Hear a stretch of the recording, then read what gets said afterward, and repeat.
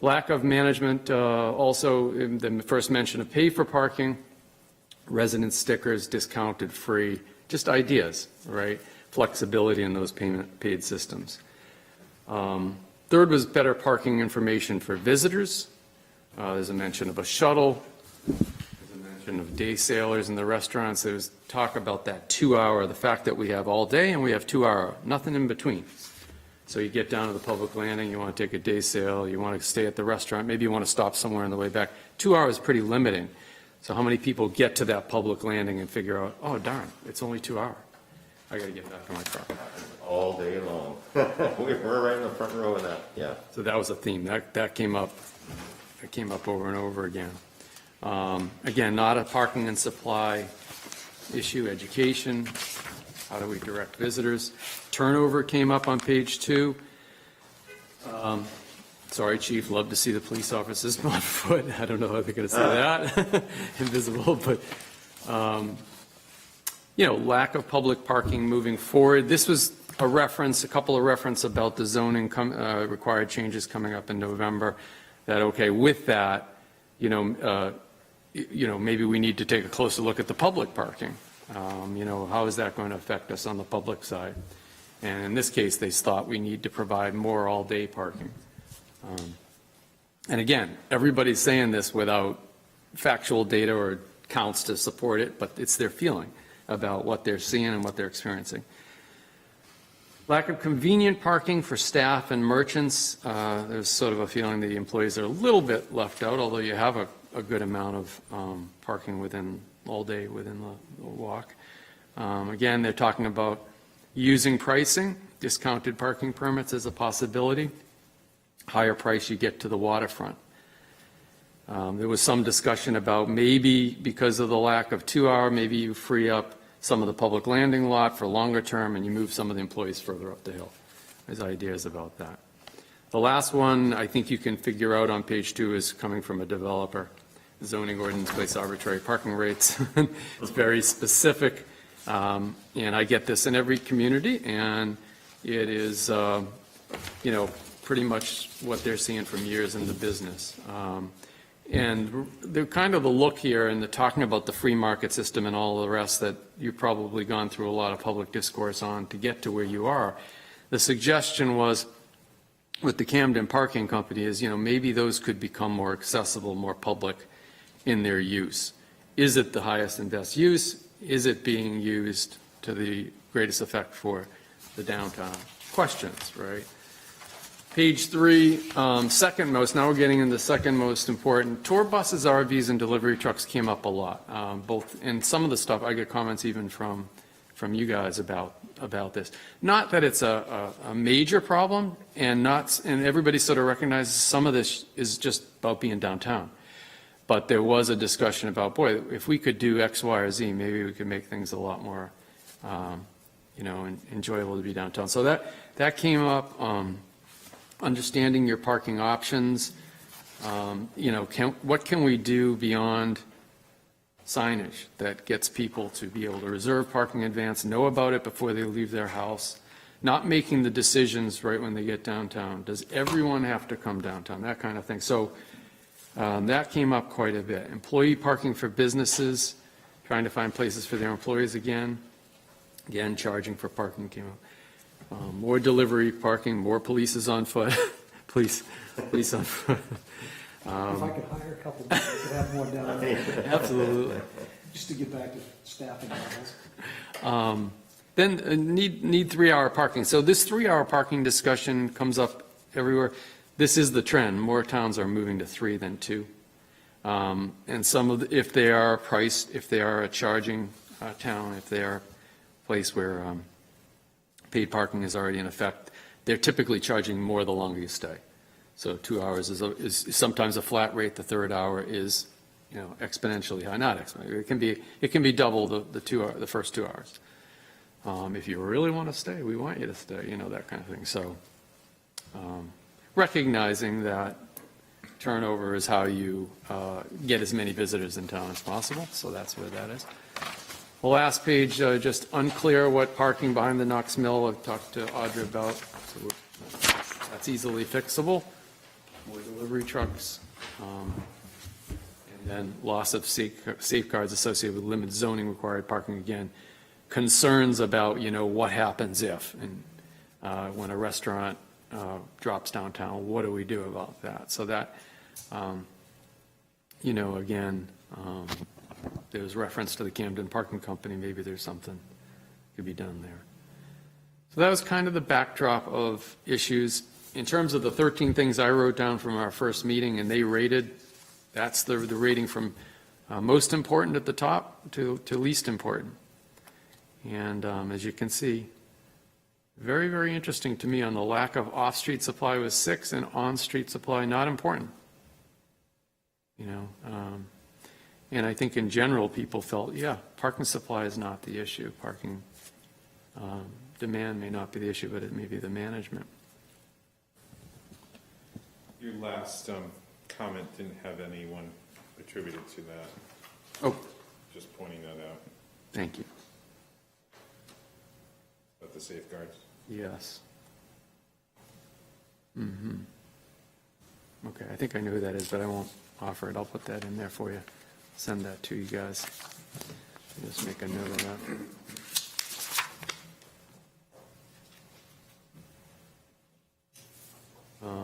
So anything there that you would find surprising, or does it, when you look at that ranking of factors, does that seem pretty much what you thought it would be? I had to give some explanation before you answer that to number 3, too much traffic drawn into the hub waterfront searching for parking, because they felt that was more of a traffic issue. But the point being, does everyone have to come through down Elm Street into the hub? And is everybody who's doing it today have to be there? Who of that group that's going through there, turning onto Atlantic, down C, and then doubling back, who doesn't need to be coming through there? And so there was a little confusion on that, but it got a very high ranking as well. So, but anything, I want to open it up to you guys. Anything surprising in here, or does it all seem to be what you might? It's surprising to me just how 13 is the lack of on-street parking supply, and then 6 lack of off-street parking supply. But number 1 is lack of parking availability. Yeah, I was thinking exactly the same thing. Yeah. And I was surprised that the free parking is a priority. Is someone that's important? Yes. Let me be clear about that. So, and I wasn't, I apologize. These are contributing factors to the parking problem. Yeah, So not- the free parking, lack of parking availability is how much does free parking and the associated lack of availability contribute? Problem, yeah, Yeah. right. Got it. But the lack of on-street parking supply Right. being at the bottom is kind of strange. Because Well- that seems to be what everybody complains about. Right, right. But I think what's being said there is, you might be able to double that parking supply, and during the summer, you might still not find the availability, depending on where it is. So I think it's saying, it's not so, we have a decent supply, it's on every street, it's on both sides, it's just, it's free, and the whole world wants to be in it. Sure. That's the way I read that, because,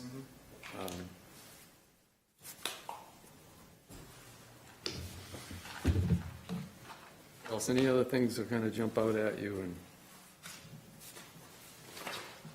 I thought the lack of off-street parking supply, I'm surprised it was as high up as it is, because I think my perception is that we have a lot. Yes, Agreed. yeah. I wonder if that speaks to people not seeing it, right? Yeah. It's there, but it's I don't know where it is. tucked behind Right. the not smell, it's Not always it's not as obvious. visible, right? Yeah. So it's closer than people think it is. Right. Right. And some of the answers to some of these questions are talking about public and private, and some people's minds, they're just talking about public. I'm surprised no one mentioned that the public safety lot, no concerns about that being all-day parking. There's no turnover there. I mean, Well, there was a suggestion to do just what you're saying.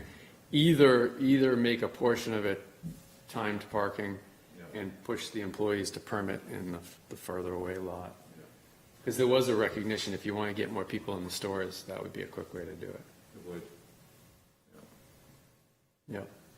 Because I do see that lot, and we've talked about it, I see that lot as certainly all day, but there are people parking there for the week. Yep. That's too close to town for that to be weekly parking for people. Free. Weekly parking. Pretty much covers it.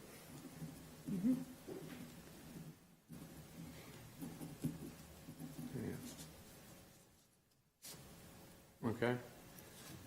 So, yeah, I will send out the revision with that name on it, but I think essentially,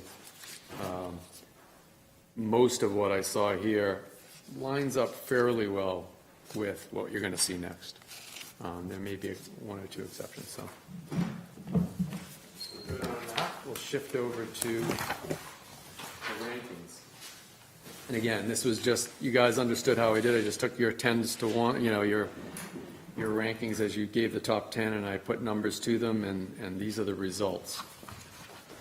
Number one here would be your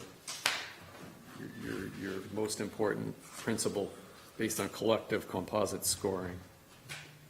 And you'll see the numbers drop precipitously after the first, 5, 6, and then it starts to really drop. Again, I'd like to see if we can get to 8 to 12. There's nothing magic in that. If you want 13, 14, or 7, that's okay too. But we probably should try to shortlist today.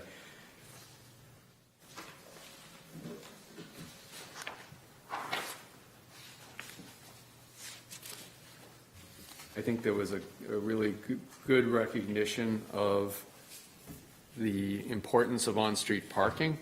The turnover, you can't generate any more of it. It seems like you're putting a priority on that what you have out there is pretty much what you're going to get. You can start one way in some streets here and there, but this is pretty much the parking that you've always had. It will be what, short of more bump outs and curbs and extensions or parklets, which I'm finding in almost every city, not up here, but as much. But we're losing on-street park. We don't typically gain it. So that seems to be right up at the top, the importance of the street to be dynamic and turning over to the extent that is possible. Just everything I saw reflected in the stakeholders about, how can we get to these drivers before they come? Can some people be pedestrians when they enter the square instead of, do you have to get to the public safety lot only to find out it's only 2 hours? All of these questions. How do you get this information? And that kind of thing. Pricing, to me, seems pretty consistent. You're here at pricing at number 4. Pricing in the stakeholders group, I was really surprised to see how many people said we should be charging for parking. To be honest with you, I don't get that in most of the communities where we're at free and we're talking about managing the parking. It's usually a split. And we may hear more of the split tomorrow, I don't know, but there's sort of a recognition that, if you give out free pizzas, you're going to run out of pizza pretty quick, right? And I think some folks are sort of, maybe it's collectively getting to that point. I think a lot of people recognize that most of the people parking in those spaces are not locals. And I think that most people understand they're from away during the summer months. Yeah. Might as well charge them. Right. For parking. My gut. Agreed. Yeah. Well, I think if people are making a point to come to Camden, they're not going to get to a parking space and find a meter or whatever. Oh, I'm not going here, right? Yeah. They're still going to come here. There's some level at which, it becomes a deterrent, but I don't think any of us are talking about that. I think we're, it is not uncommon to have to pay for parking in places. So. Is that really accurate, though, that most of the parking, on-street parking, is from people from away? Isn't it really more like 50-50? It's people that are working in the shops and that working in the area that are parking on the street? I think my gut says it probably depends on where in town we're talking. I think Main Street. I think the premium parking is taken up by a lot of the people that work at work in the area. That's what I think. I mean, that's, when we talked with Bar Harbor, that's what they said too. That was a. We have something the I expert here that could tell you. Yeah. Yeah, I mean, I'm curious, I don't, Like you said, depends on where you are. If downtown, if you're down at the public landing, they play hopscotch all day long, and they move their cars yeah, just as much as people that come in down there. And then on the street, it's not so much, on Main Street, say, it's not as much locals, it's more, people from out of state. well, there you go. I mean, I didn't have a feel for that, but I just knew that there's a lot of people that work in the area, that are parking in the area, it's, Yeah, I think, I see it on, it's fascinating to watch parking in town, because, it's all jammed up everywhere, but you can come down Washington Street right here, and there's vacant spaces all over. You go up Mechanic, and there's vacant spaces. I see Washington and Mechanic more as those places that are employees that are flipping their spaces, but downtown, I see it as the people from away. Right. I think that's not entirely accurate. Well, people did see that you were very visible. I heard virtually everybody said, and that's why I think enforcement didn't come up as high. We do usually see the lack of enforcement up pretty high in free parking, because it becomes just impossible to keep chalking. It really is a very, and speaking not for you, but it's tough to keep on it just to have enough people to do it and chase out the hopscotches, as you call them. But so that's a good thing. I mean, they're recognizing, no, it's going on. I see it. So.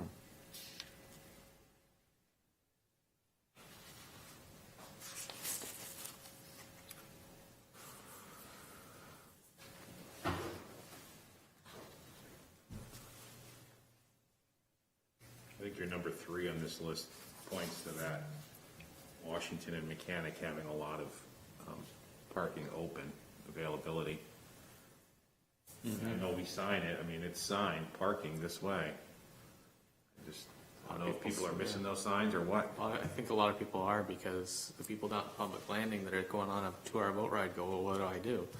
And I said that we have some free all-day lots, they're located across town, and try to explain how, where it is hard. So having good signage is really key, I think, because they didn't even know it existed.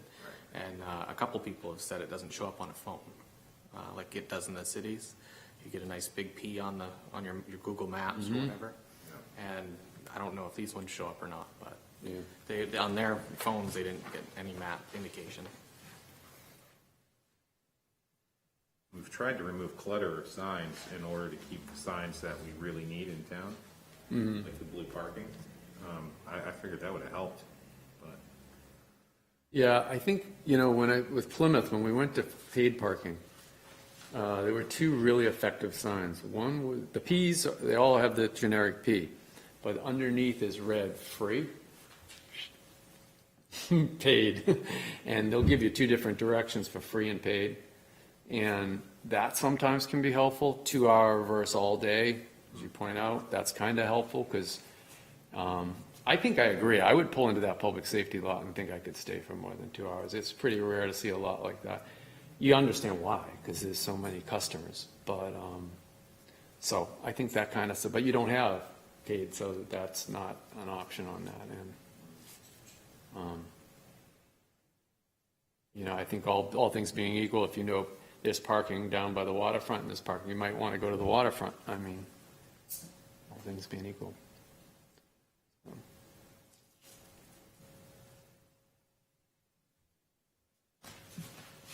What else jumps out? Anything else jump out? Surprising, or as you would think?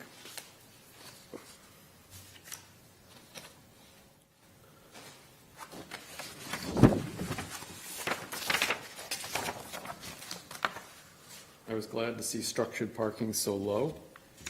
A lot of communities jumped to, let's build a deck, let's build a, there's a difference between saying let's build a deck and let's plan for a deck. That's a very different conversation. But that being low, I think, recognized, there's some stuff we can do that might be a little less costly. Start.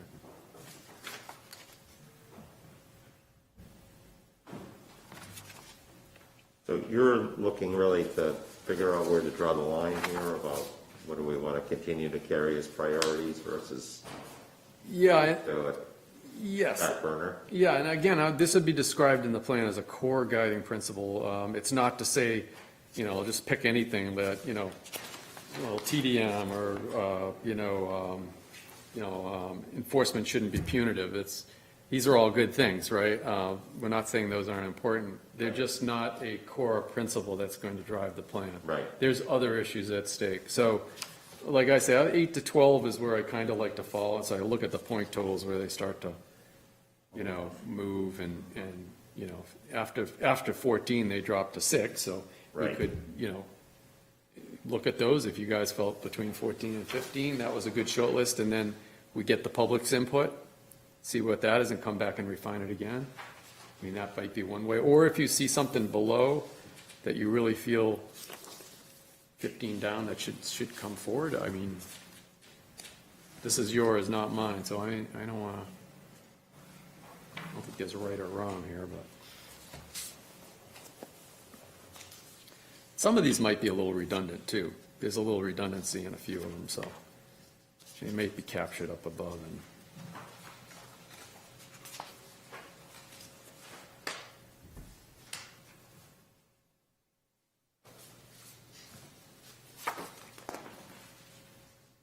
I did want to say one piece of input I got from Lehman when he passed his in was he felt a couple of these led us to the conclusion that it's paid parking.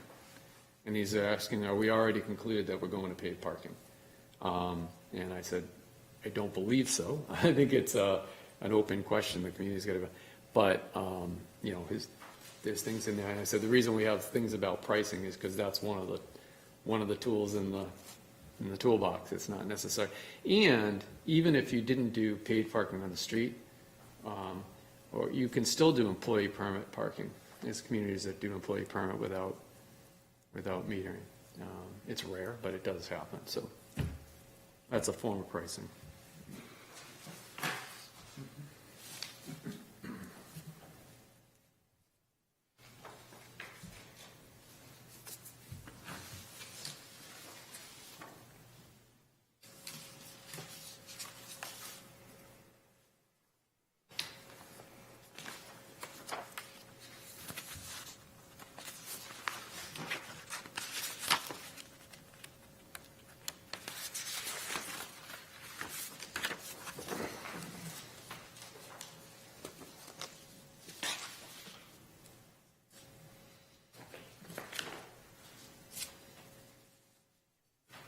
I mean, I do think what's going to be able to sell paid parking is those discounts for either employees or residents will be able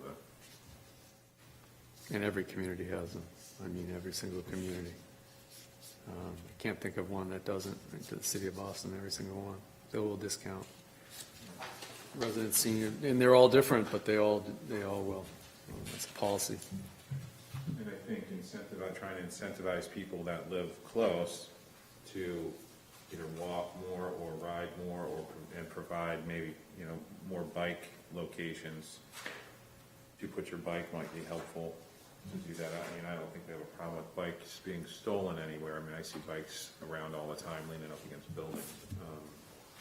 But just to maybe, I don't know how you can incentivize it, but at least get that information out there that trying to get people out of the cars. Yeah. Yeah.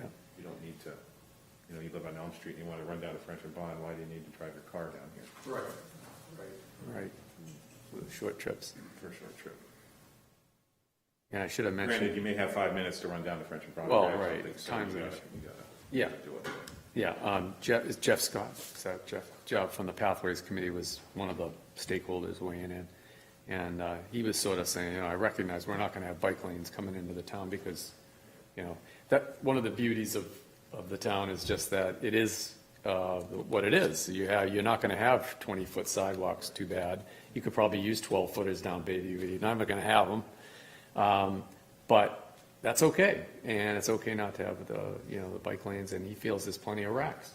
He said, there's even covered racks under the Allen Insurance. He said, well, they don't get used, so he said, don't let anyone tell you. But, you know, there's a place for it in the plan. How much will it affect parking? I think your point about the short trips, is there ways to people, we can make it easier for people to either walk or bike on short trips? I think there is, yeah, I mean, we've certainly done a lot and still working on that. Yeah, I mean, I think a big part of that is the other project we have going on with MDOT to make it safer. People feel safer when they're trying to walk in, bike in. That project is it a construction project or is it a planning?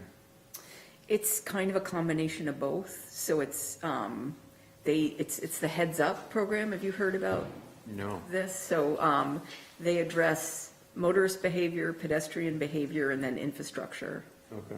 And they picked 25 communities in Maine that had sort of high rates of conflict between pedestrians and motorists. And we were one of them.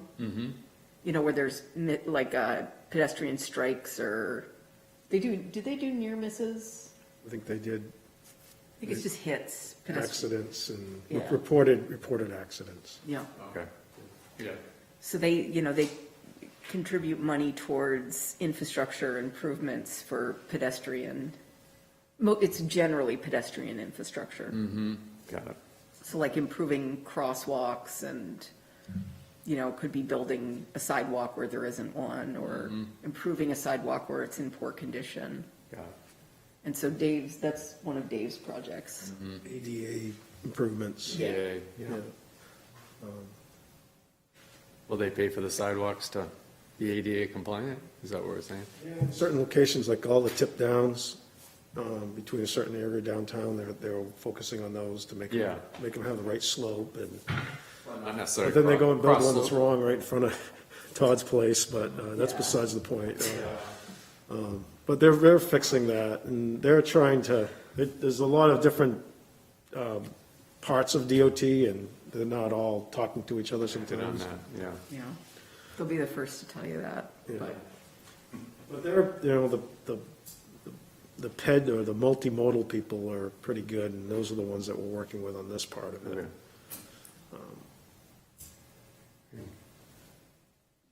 Yeah, so it's certainly not perfect, but Yeah. I think it's definitely a bigger priority than I think it's been in the past.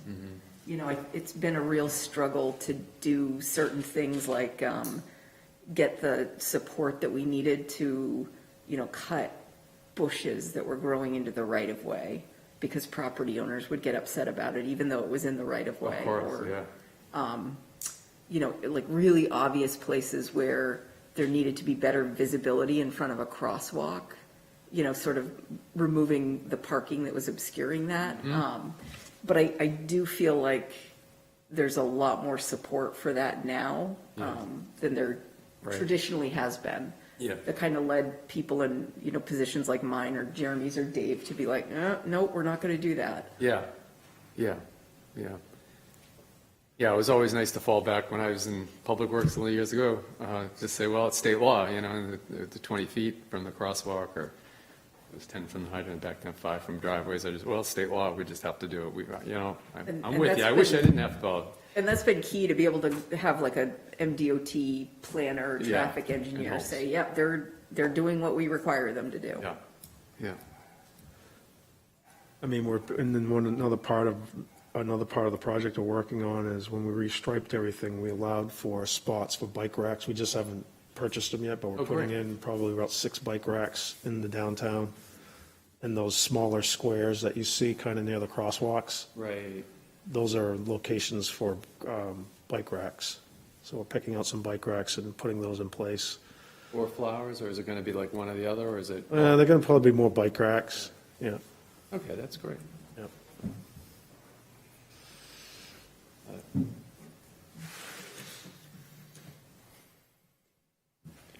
So what do you think about a short listing here that makes sense? Does anyone want to throw something out? I mean, one other thing I was thinking too is that the local people that are using the parking are usually using it in certain locations, like French and Braun. They're trying to get into that location. They're trying to get into certain spots.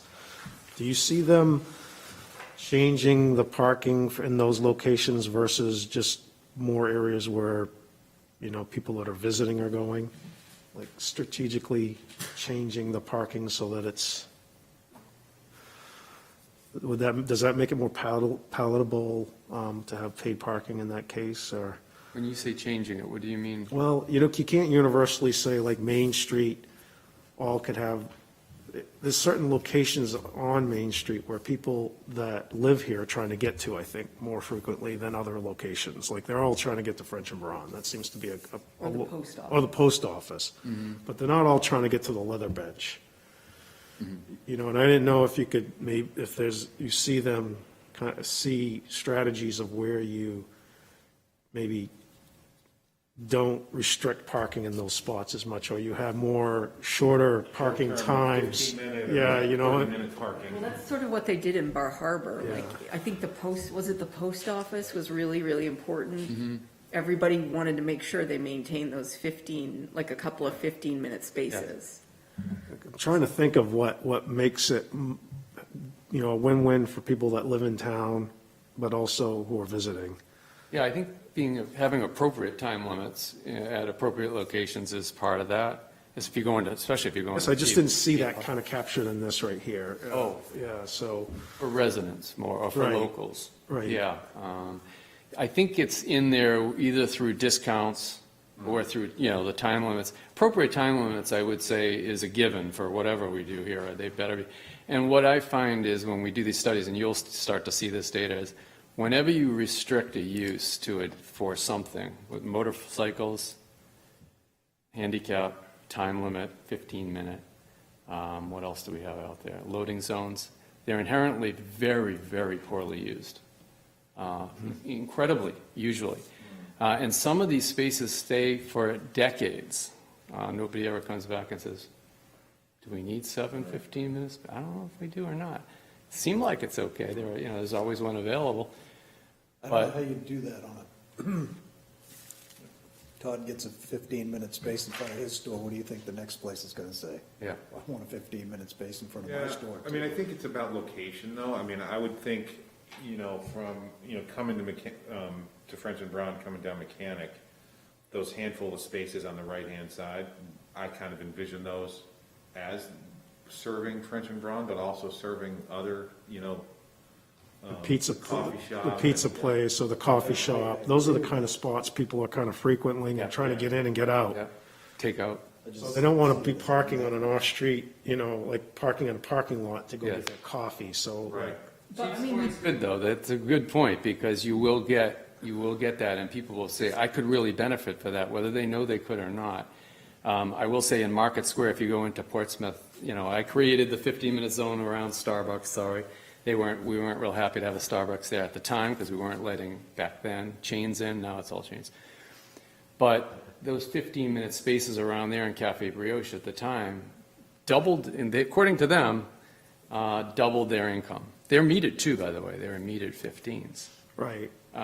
Because they were able to get in way more customers, Right. way more. That's kind of what I was thinking. Yeah, but you got to get it right. To the chief's point, someone else might say, I need it because I want to do takeout. Well, does everyone get a takeout space in the pandemic? Then you pretty much gave up all your 2-hour parking. So there is a, Yeah. there's a too far type. well, I'm kind of interested because, I mean, you've got data on this now because we do have 15-minute spaces. Yes, So and they're we- not well used. Right, yeah. And So then the I mean- motorcycle, not 1 in 2 days was counted. So that was, Those were created because they had redone the spaces, I figured. and they had a couple of feet extra. I figured, yeah.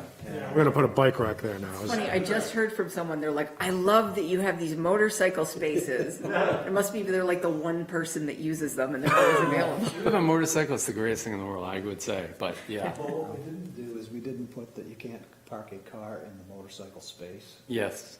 in the ordinance. So, Oh, all the like little Smart teeny car. tiny electric cars or, doesn't say you can't. yeah. We always fell back on the road signs and markings. Well, you can either pay the ticket or we'll write your summons under Title 29 for failure to obey road signs and markings. Oh, I'll pay the ticket. But that was one of that was the only reason those were Yeah, created. was That- because of- I assumed it was If we don't put something here, then We'll have two dead vehicles space. You parked. got- Yeah, and crosshatch it, so why not? So I'm less concerned about that, but yeah, some of the 15s, we'll look at all that, but, So just picking up on this conversation a little, and I don't have the answer, but I mean, there are sort of different reasons or ways that people visit downtown, you know, like if you're going to French and Braun, you're not gonna be in French and Braun for 3 hours, right? You're gonna go in and get your stuff in probably 15 to 20 minutes max, you're out of there, right? Whereas somebody who's coming to Camden to spend the afternoon and visit the shops and all that, so it's like there is, you know, whatever we do has consequences, good or bad, right? But I think we don't want to, you know, we don't want to put ourselves in a position of, you know, I'm just picking on French and Braun because Todd's here. We don't want to harm a business Sure. by the parking regulations that we put in and make it more difficult or discourage people from, you know, because they can run up to Hannaford, right, and park for free up there. So, I mean, there's a lot of those kinds of things to think about. right.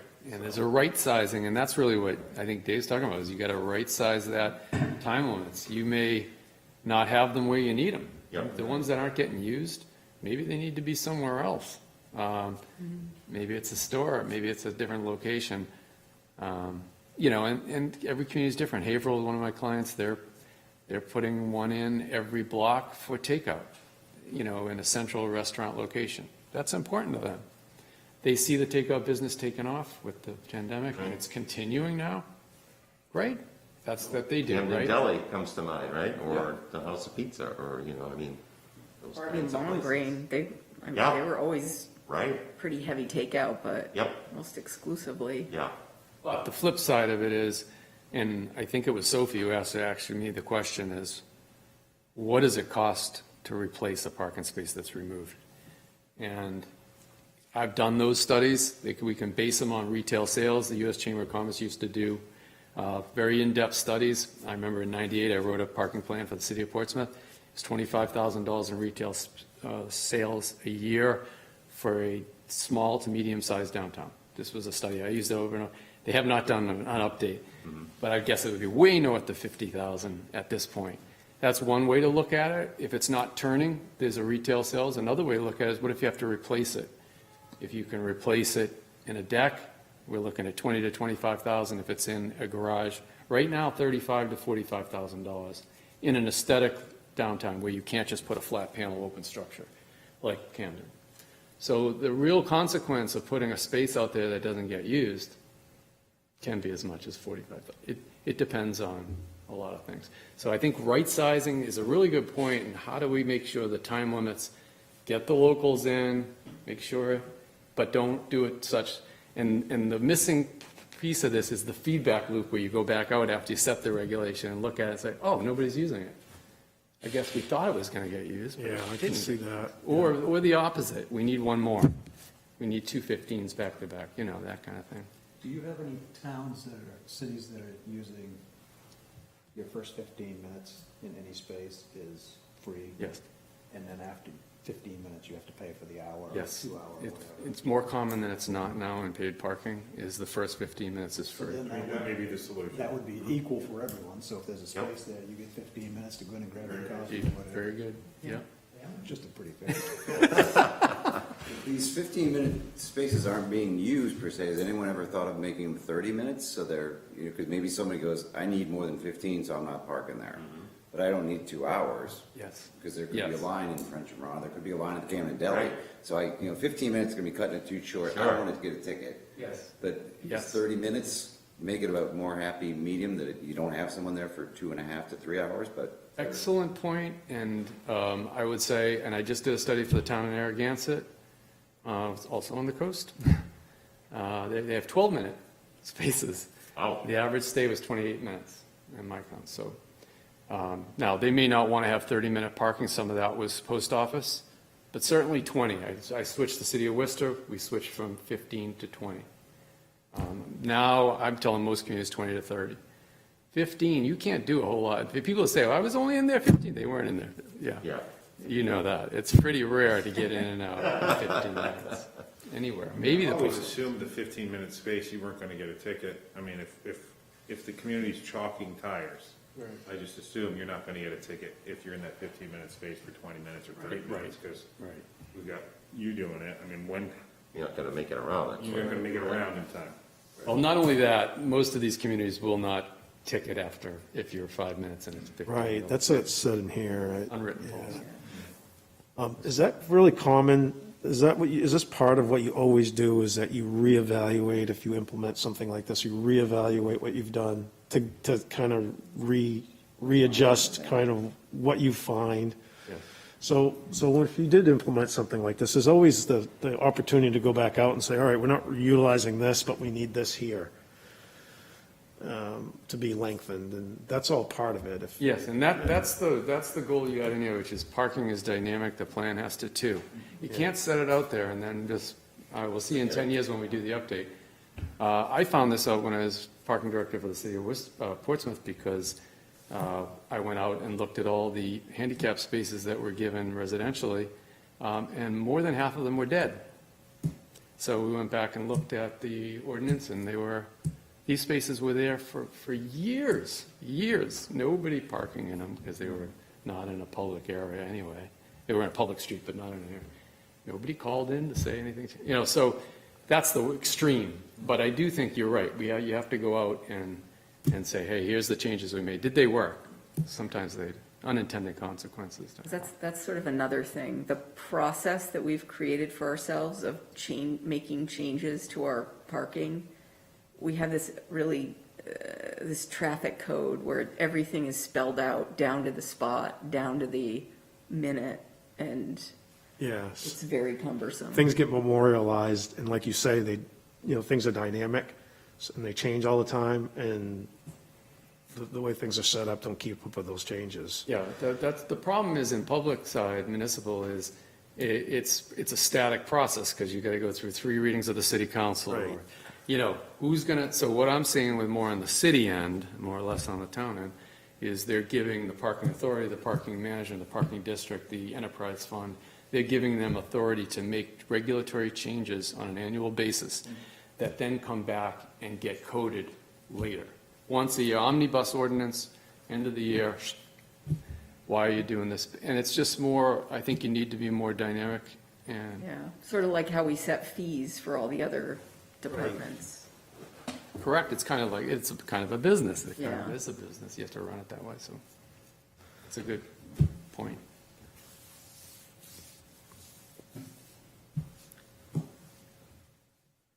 I mean, I was thinking, just looking at the list here, of maybe cutting it off at the 10 points, 14 or maybe 15. Just a thought. I mean, because we're up there at, 9 and 10 or 15, 14, 11 and 12. We got, what, 3 12s or 2 12s and 11 and a 10. That's just nice. Rather than I was just actually cutting it off thinking at cutting 10. it off at 15. What's that? I was thinking cutting it off at 15. Cutting it off 15? Yeah. We're gonna come back to this too. We're gonna come right? back? Yeah, You can so add I or would subtract. have a little more, and then we can chop it further, right, after we get more feedback. So, yeah, 14, 15 feels like a good spot for me.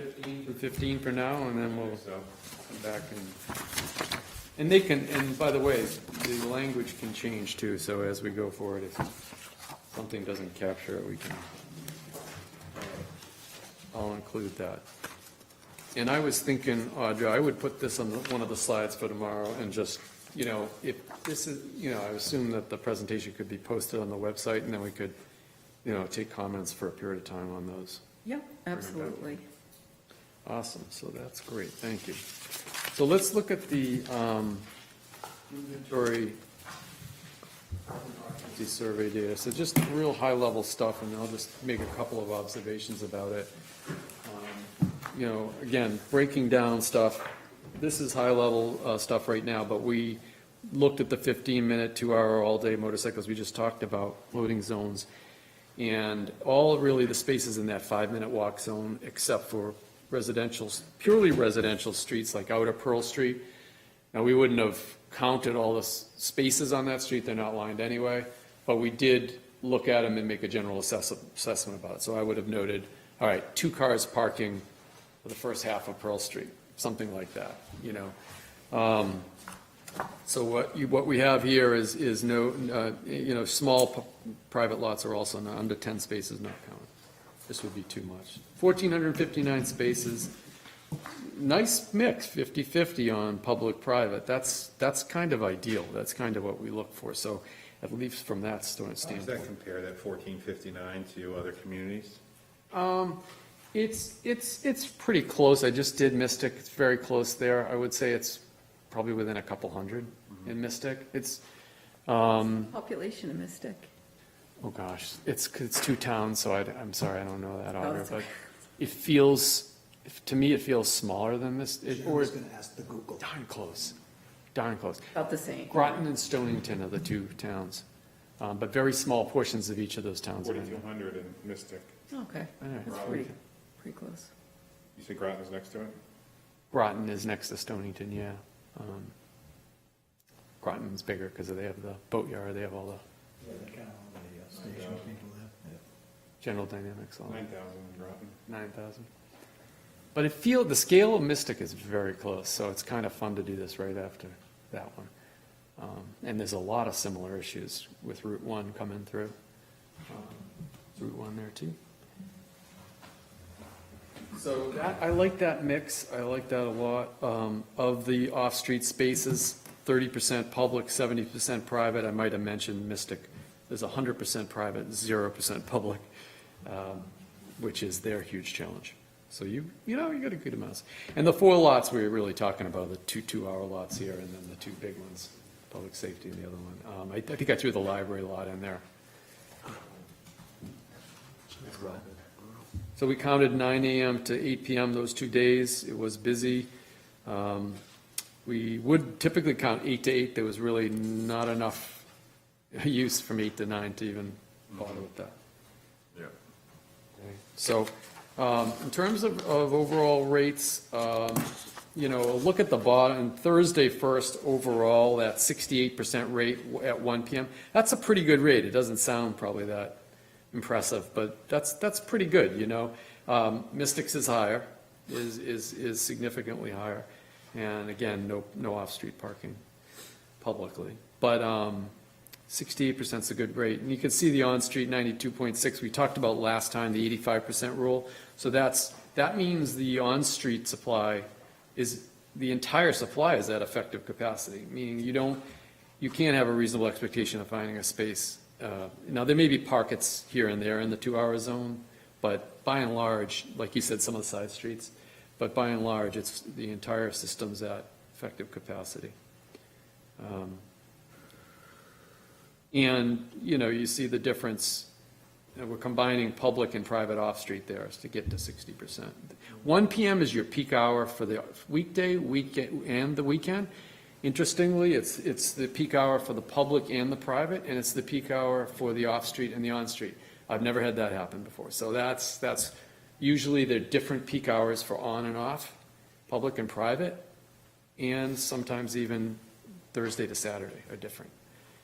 Here, they're all at 1 PM, so that'll be 12 to 1, because we started the count at 12 and ended at 1. So that's nice, neat, and tidy. That helps a lot in terms of what we're looking at. Saturday, you can see the peak spread of the on-street now leading up to the lunch hour is at effective capacity. And sometime between 1 and 2 o'clock, it falls back to. So really, I think if you're looking at Saturday on-street, you're probably looking at something from 11 to 2:30. You're at capacity situation on that Saturday anyway. Back page, I wanted to take a deeper dive, just looking at the off-street alone. During the peak hour at 1 o'clock, the off-street, this really shows you the situation. 90% of your off-street spaces at 1 PM on Thursday were used, 98% on Saturday. That's amazing. 98%. I had to go back and look at those numbers again. And then the difference between that and the off-street is amazing. And it does speak to some of the issues that you have with your zoning required parking. We all know public parking is better shared than private parking. And dealing with this in Mystic, I had to go through each of the lots with them. You know, attorney, chiropractor, dentist, they're all closed on Saturday. When you're just dying downtown, these are nice big open lots, nobody parking them. They don't even have enforcement. It just takes the "I'll tow you out of here" sign, and there's nobody in those lots. Some of those cases, we've already started to call them with the phone, "Oh, yeah, you can use my lot." Yeah, oh, absolutely. So there's 12, 15 spaces here, there, that's why they're doing it. Again, they have no off-street public parking, so that's what they have to do. But you can see shared parking privately How are doesn't they work. handling liability issues in those parking lots? We've got, Are they just not caring about it? oh, no, we have agreements for all of them. Indemnification, liability Yeah. has to be there for, protect the town more than anything. But they're simple agreements, and they're not too onerous for the private property owner, usually. Some of them will do it for nothing, some will want something. You know, can't be money usually, but.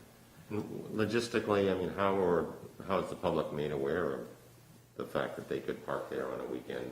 That's more difficult. Yeah. That's more difficult, and the church lots are a lot easier. So those are the low-hanging fruit. So we're doing the 3 lots first and foremost, because we can outfit those with even meters in some cases. But the way it typically works is you move the permit holders into those lots, because they're a controlled audience, Right? and they'll go there every day. And by the way, they're coming out of your metered spaces or your 2-hour zone, and they're going off-street into a church that is empty anyway. Right. So it's a win-win. It costs very little. It's probably the least costly thing you can do, and you've got a gigantic congregational lot out here that's, And it's so easy to find. Yes. I mean, yeah. that's, I'm sure we could have conversations with them. They're easy to work with, and they're much easier to find than our public parking lots. Yeah. I mean, sometimes they want the permit paint to be yellow and ours to be white, or, we need to be able to on a specific day for a funeral, have the permit holders called and say, you have to park here. There's ways around all these things, of course, but. We have the, So, yeah, I mean, that's a big lead there, is how do we balance the reds and the blues? Yeah. And blue, by the way, is under 60%. That's technically what we're saying is underutilized. When you start getting down, our target range really for planners is 75 to 85% use is balanced use. But I kind of broaden that to 60 to 85, is what we're kind of looking for. You get under 60%, that's an opportunity. Can we shift some of the red to the blue and make it all black? And once you get the maps, in the next meeting, you're going to get color-coded maps that show you all of this. You'll have ideas yourself about shifting some of this demand. Some of it with pricing, some regs, some we just talked about shared lot agreement. There's ways to do some of this stuff, so. And I gave you some of the preliminary counts just for background, and as we were talking before that, I still have to verify all of this, but in the field, but. One question I had on street parking, did you not look at Mountain Street? 52 coming into Route 1? The street itself, Yeah. Mountain Street, I don't see it here. I don't believe we did. I'm not sure. It must be in the 5-minute zone, but I'm not positive about it, but. Yeah, it would be. There's a number of spaces over there that get used quite a bit.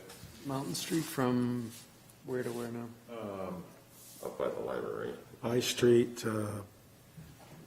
Street. It's really up to, what is that, Central Street? Central Street, oh, Yeah, not even that far, but there's a section that gets used quite a bit, and I think those are, people using those all day parking up there. Is it near the B&Bs and? Right, High Mountain Hall is right on the corner. Okay. So if you turn left, you're going up Route 1. Oh, yeah, we did. Turn left. I do just have. didn't see it. No, I Here. know, that's one of the streets, once it becomes residential, we've assessed. So in other words, I'll have qualitative looks up the street, and we do have counts, like there were 10 of an estimated 20. Yeah. We have that. That's what I think, there's up to probably there Central. about 20 spaces Yeah. up there. Okay. Yeah. I just didn't want to lose those, because I think those Yes. are valuable spaces there. No, absolutely, we got those, and I don't believe it ever went all the way to Central, I don't think so, yeah. fully used, even on the worst. Yep. It wouldn't have gone to Central, it would have gone to Cross. Cross, sorry. It was Cross, yeah. Cross, sorry about that. Central was the. Yeah. There was that lot though, that's the Mountain Hall. How about in the hall? That's another great opportunity back there, tucked away behind the buildings. It's like, Is that for the funeral home? Funeral home, maybe? yeah, I think that was empty both days completely. Yeah, I think so. It's normally empty back there. Yeah, that might be a possibility too for permit. I don't know. And that's nice for kind of that, I mean, I know, people always want to park right in front of where they're going. But that, at least that side of town, I consider this all easy walkable. But that's how the town gets you close to, the library. Of course, yeah. That section of the downtown.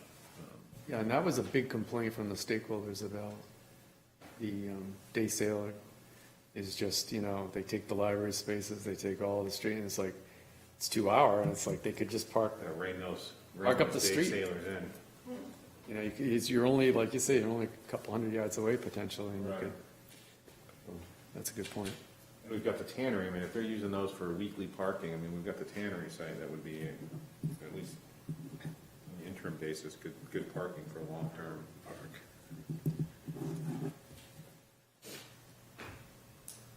Okay, great. Yeah, just one of the things that came up is how structured parking gets discussed. And it did still come up. People still said, we should be looking at decking. I mean, it is one of the strategic advantages you have is the grade differences. So you can deck and you can push stuff into a hill and it can look really nice, right? So you can absolutely, go over the Camden, the Knox lot, say you can do it at the public safety lot or very relatively inexpensive. Of course, you'd have to have a paid parking system or you couldn't build it, you couldn't support it. But if you did, yes, those are things you could think about down the road. But there's so many things, you said Tanner, there's so many things that you would do between now and then that, again, I don't want to shut that down. People will step up in the public meetings and say, we don't need a parking garage. What are you talking? It's good to look and plan, and it's just like your master plan, you're looking way the heck out there, which I did read those sections on transportation. But it's just a recognition that there's a lot that can be done before there that won't cost you a fraction of that cost. Not to say that you shouldn't, doesn't help to have some of those conceptual designs in your back pocket. And I made a mention to you, Audrey, after years of doing everything else, metering, squeezing out all the shared parking with the churches and all these types of things, we finally put our first deck into Plymouth, back into Burial Hill. Right where John Alden and Brewster family is all, buried right there. If you can build it there, you can build it anywhere.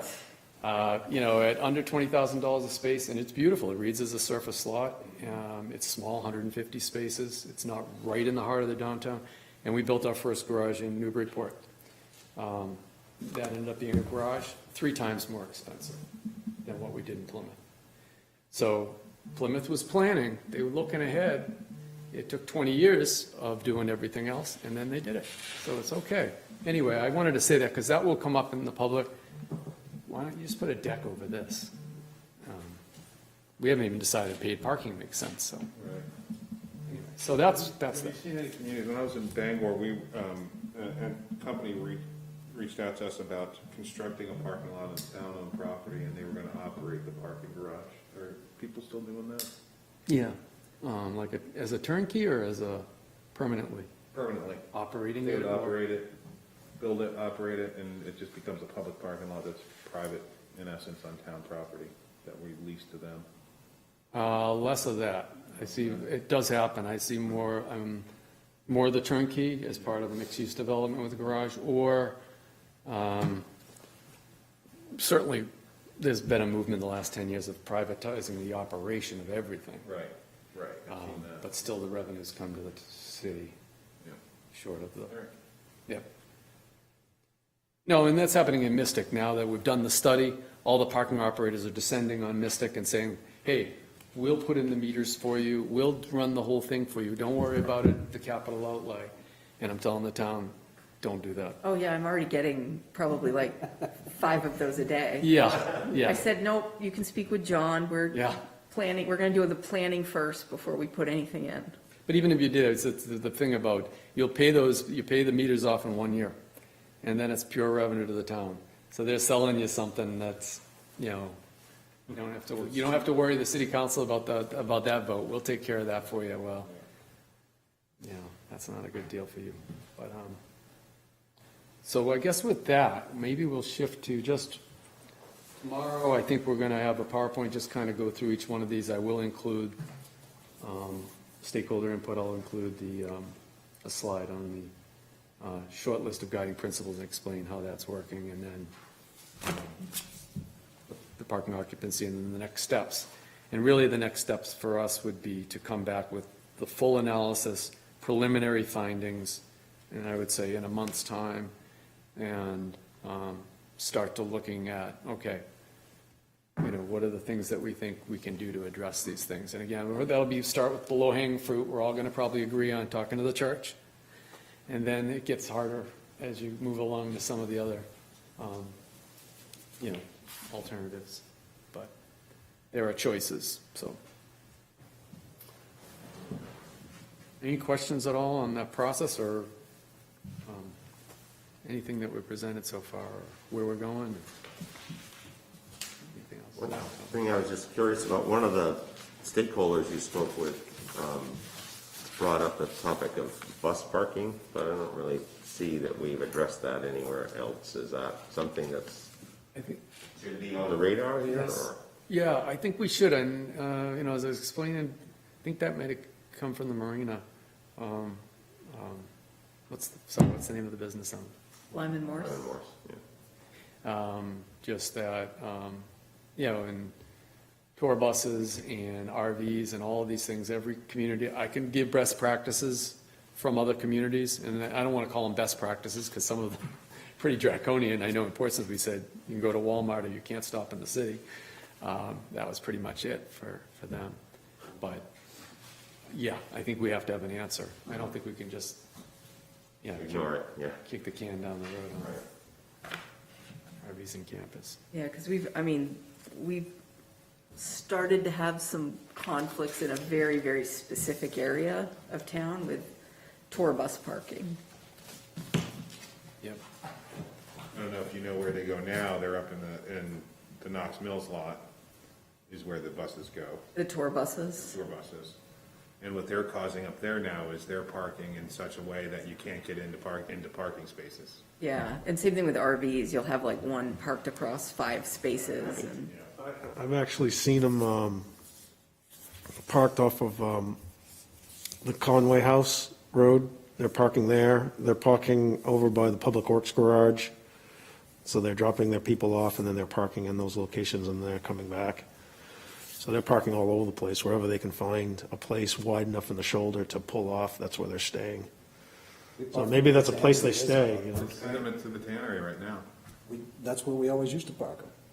that's where there was that one business that had tour buses come in. I told them to send them to the tannery, and Yeah. I think we had like, yeah, I mean, I guess it depends on who the driver is, and Right. Yeah, I think it was neatly marked out at the tannery. It would be fine, you know. I mean, I don't want to speak for, you know, people in general, but that seems to be a good spot. You can get in real easy. It's not inconveniencing Worked anyone. perfect when we did it years ago. Yeah. We might not have let them keep them running up there. I think they had to shut them off. Yeah. No, over it. Yeah. I mentioned it's, you know, Plymouth, this is one of my clients right now, they built a lot on the waterfront for them. They built the long spaces, and that's the extreme. I mean, they. On the waterfront for them. Yes, and it's such a big part of, you know, of their tourism, that's where they want them. They even provided it there because it was close to, they know the drivers need something to eat, and they knew that was a way to trap, you know, they weren't just gonna go to the wind and bother all over the place. So that's what they did.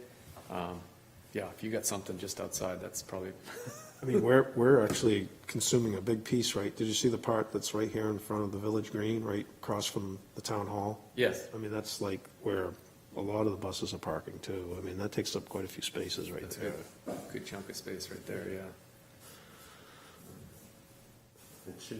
That should be a drop and go, isn't it? I mean, they're not, Yeah, I mean, it is, but I mean, Loading, unloading. right, but the thing is, you can't use it, you know what I mean? It's a whole bunch of parking spots you can't use. That's empty. It's empty, maybe, Right.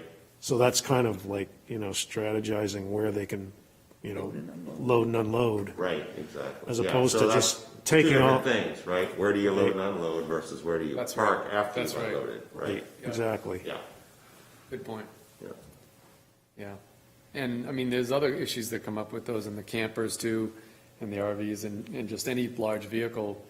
When you go to paid parking, most communities, if they're taking up 2 spaces, will allow it. Some will say, we don't allow, if you don't fit in the space, you can't park, and they chase people all day long. Others will just, you better feed both meters, and if they're both expired, you get 2 tickets, and they put that in the code. That's probably the majority, will double ticket those, and allow it, because it's just, you're chasing, trailers, anything that happens to.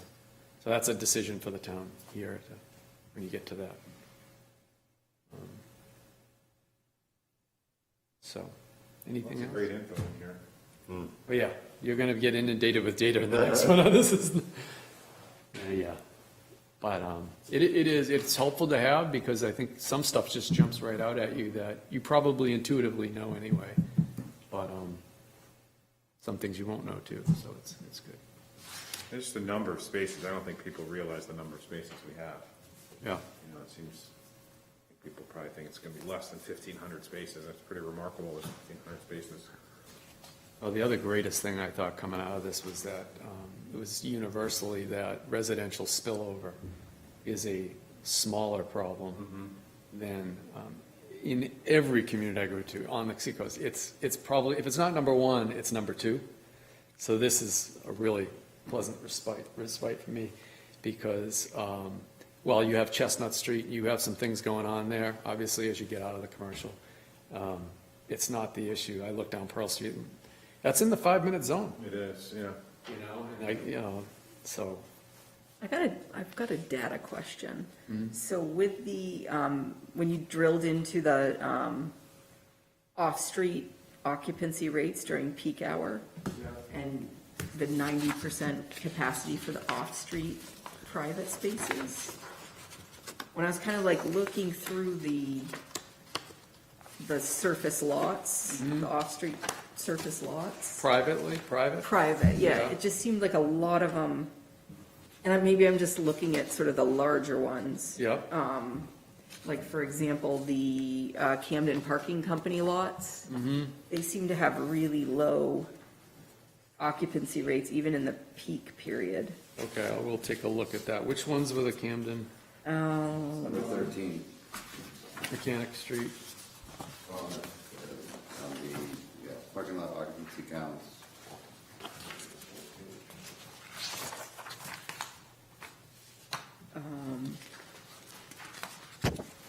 Under Thursday is 29. Camden gated lot. Okay. Thursday, the 29th. Yeah, same thing with like the Knox Mill apartment lots, and What numbers on those? so that is on the third page, like Todd was saying, number 13 or 12 and 13. Chestnut Street? Wait a minute. Sorry, it's the third page of the detailed data. Oh, sorry.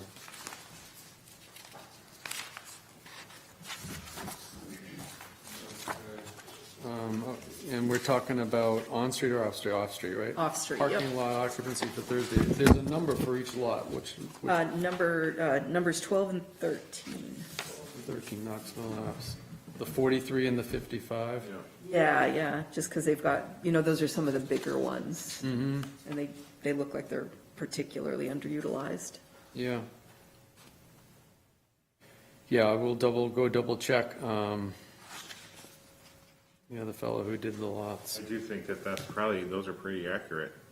Oh, and the Congo Church, that's another one. And I guess, I was just trying to square that with the 90 to 90.8 to 98%. Oh, what 90%? That's not for the private, though. It says off-street private spaces. I don't was wondering. Oh, maybe I have a, okay, off-street private, this is when it's good to have the overheads. Off-street private spaces. That's when you go back Ooh, to, that is a typo. oh, okay. Off-street public spaces. Where are you on, John? Man, yeah, that's a typo. So, yeah, The last page? Third page, right? I'm on, I was trying to dig into the, They're flipped. oh, okay, Oh great. my gosh, thank you for getting that. No, I'm glad that that's what it bared out to be, Yes, because, they're just. I was the looking at that, opposite. too. I was like, Yeah, wow. Yeah, sorry, What's yeah. bizarre? okay, that makes so much more sense to Oh, me. yeah. Well, thank you, yeah. I was thinking, wow, we're doing a particularly poor job of Yes. directing people to our lots. Yeah. At 30-some%. Yeah, exactly. Yeah. And, as I say, part of that discrepancy between the public and private use is associated with privates don't share parking. Well, the office closes, they close, so there's no parking. One person uses a space, it's like leasing every space instead of, the other reason is a lot of your parking there is they're charging. They're charging, but you're not. Right. So there's a lot of it. I mean, before I'm going to pay anything there, I'm going to make sure I can't use one of these publics. That's why they're 98% and 90%, You can't really pay there, though. I mean, you can't drive up to it and pay. No, you can't pay, but there's still pricing associated with long-term parking. Right. And even if they're buried in someone's rent, if they're a restaurant, I mean, it's paid parking. Yeah.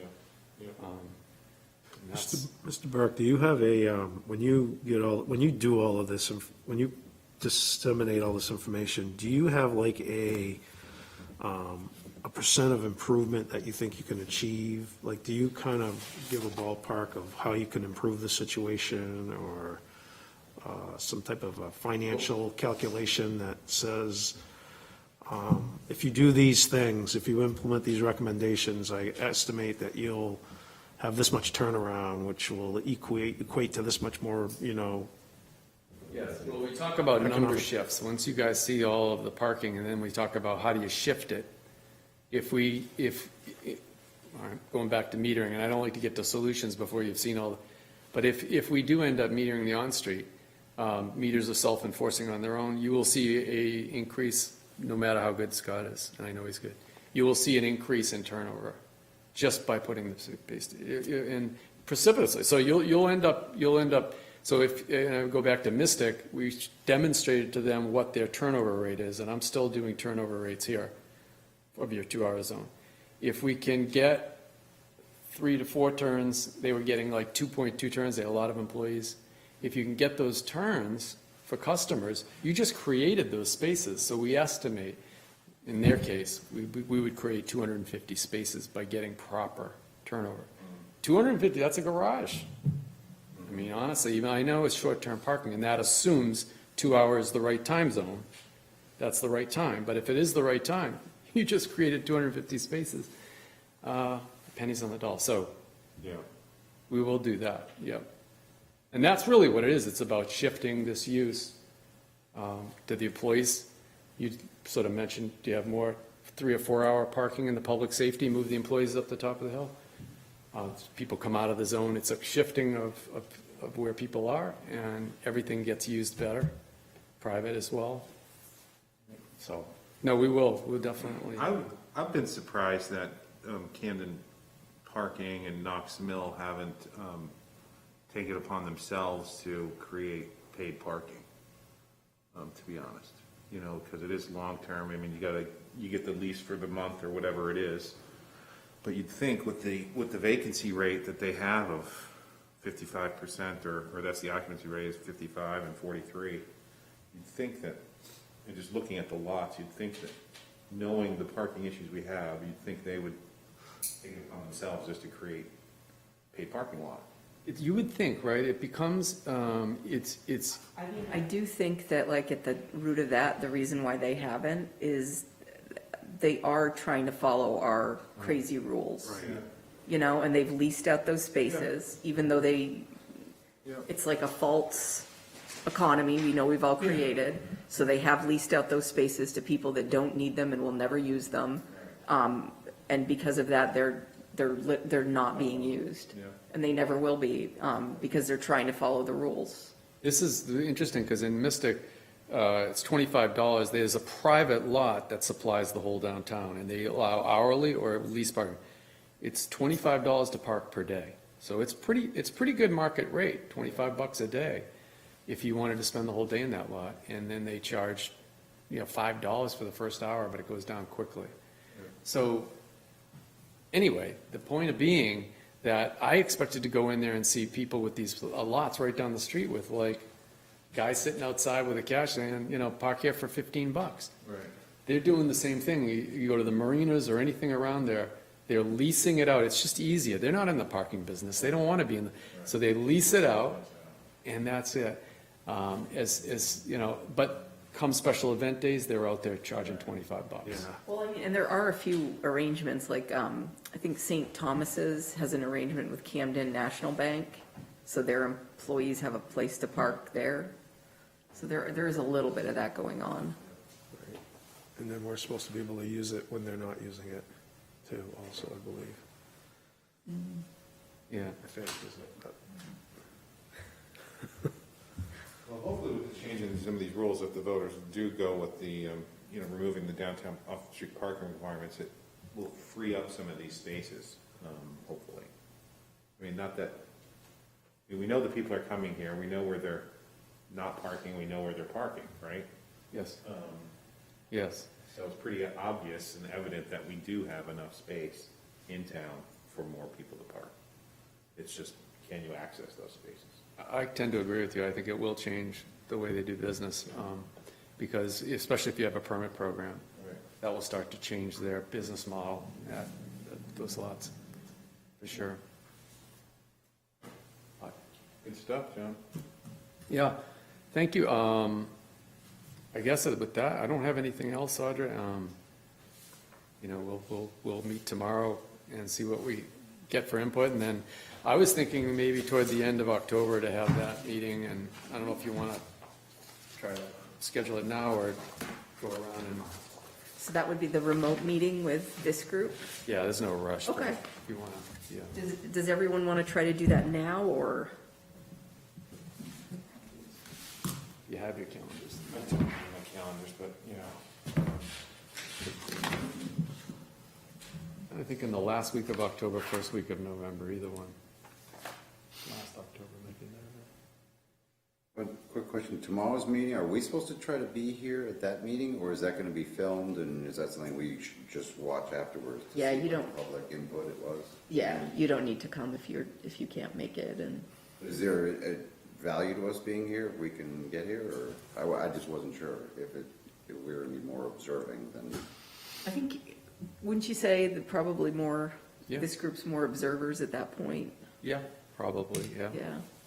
But want to come, absolutely, I would say come if you Yeah. want to. is that 1 o'clock tomorrow? 12:30? 12:30?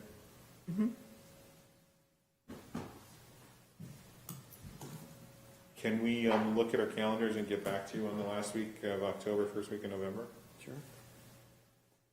You want to get back to you, Audra, on that? and Yep. you can I'll Sophie send probably- something out and we can zero in on a day and time.